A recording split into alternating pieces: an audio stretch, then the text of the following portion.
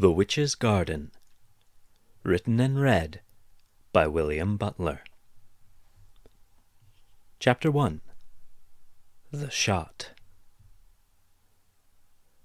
Dusk's light struggled through the boughs of the innumerable trees, casting the clearing fully in shadow and deep crimsons.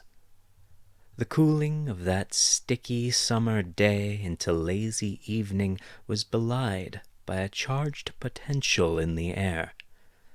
Where the small creatures might now be settling for rest on another night, they now stood rigid, oppressive tension heavy on every living thing with even the slightest bit of the sense.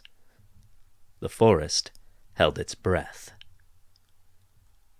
The stillness shattered as a dark blur sprang from the underbrush, bounding with powerful, sinuous leaps. Its small body flowed from place to place with effortless grace, scarcely traceable to the eyes of the watching world.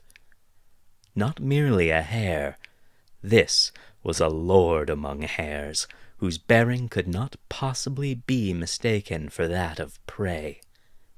Here now was a master on his estate, with controlled and efficient movements that simply met the present moment with the needed force, and no more. With a cloud of dust, the creature came to a stop and gave a look of contemptuous consideration over its shoulder. Far behind came sounds of now distant, clumsy crashes through dense undergrowth. The stillness returned for several long seconds, motion only in the beating heart of the hare. Its chest undulated in the quick pulses of its race, though not so quick as to suggest distress. This, after all, was ritual. This was sport. Somewhere out of sight, the clumsy stomping subsided into the panting of one more beaten hunter. With a twitch of its nose, the hare held the moment and then released it, restoring life to the forest. The noble beast rolled its head up to the watchers, now chittering and chirping and bouncing. Its eyes invited laughter, to laugh at doubt or fear, to think that anything other than the inevitable might have occurred. For everyone knew the hare was never caught.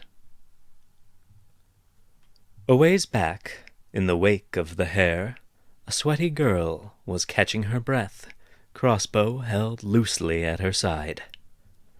Her cheeks were rosy with frustrated exertion, hard though it might be to discern through a deep patchwork of old scars.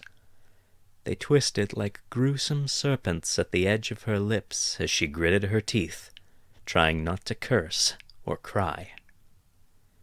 It had been uncanny, that moment when she had first laid eyes on the hare, not a few minutes past. Thomas's condition had been heavy on her mind. If only he could have a proper meal, something fresh, not weeks stale, pulled out of some crate, then maybe, just maybe, things would still turn out all right. And, as if her brooding thoughts had summoned it, there it was. The hare, as lively and large as she ever could have asked for. She had been basking in her triumph when she registered that the quarrel was lodged firmly into the root where the inattentive beast had been sitting, bushes nearby shaking like a taunt. She had strayed too far from the trail now. That tantalizing flash of brown fur had laid itself in her hands, only to idly slip from her fingers, inviting her to try her luck just one more time. There was something not quite right about it, how it drew her on, from just out of reach, ever deeper into those ancient woods. Or maybe you're not as good a shot as you think you are, she thought sourly.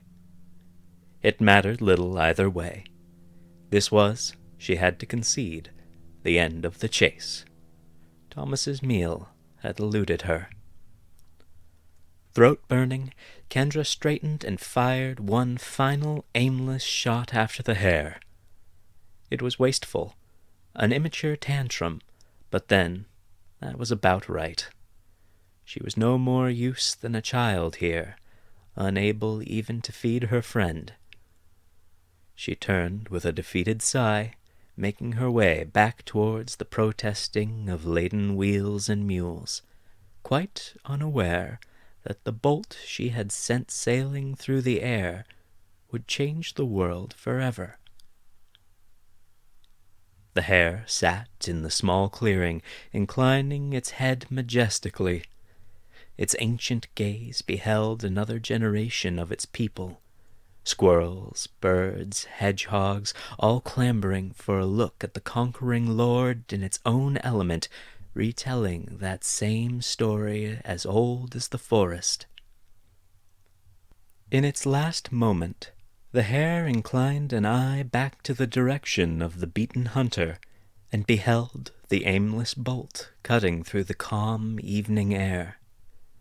The length of wood and iron slammed into its body, smashing delicate and beautiful structures, painting the sleek coat with a crimson that matched the dim rays of the setting sun. With a strangled cry of surprise, the hare slumped. The Lord had believed that all pains had become familiar companions over centuries of deaths and rebirths, but cruel iron seared, bringing a last new thing. "So, this is how the game ends, Leah?" it considered with amusement. The warmth was pulsing from its form as the screeching of the creatures all around grew muted. How ridiculous. Kendra had turned away when that cry of a mortal wound tore through the stillness of the evening. Her ragged mouth would have hung awfully open were it not for long years of practice to control the impulse. Things too good to be true seem that way for a reason. They generally are. The hare beckoned her on with this final temptation, deeper still into those woods. There was something strange in that, even by the standards of this strange place. She could still leave it, she knew.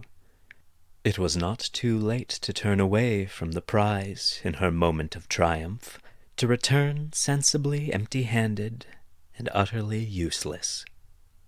Yes, she might still have returned quietly and safely to the caravan, and things would have been very different indeed. Kendra followed the sound. The woodlanders scattered before her approach, minds reeling to have beheld the unthinkable. She came upon the scene and found herself stopped. The hare lay like a portrait of a martyr, heaving shallow breaths, her quarrel piercing its side. Not one to be overly sentimental for a mere beast, Kendra stood paralyzed with the sense that this creature, unique to this time and place, so impudent and lively, had been destroyed. The hare regarded her calmly in its black eye, before the light within that blackness fell away. Its body slumped, and the Lord let loose that final moment it had deigned to hold. Kendra walked up to the body with a hesitance she could not explain, before picking it up and forcibly putting on her unassuming killer's smile. Somewhere in the dusk, a raven screamed.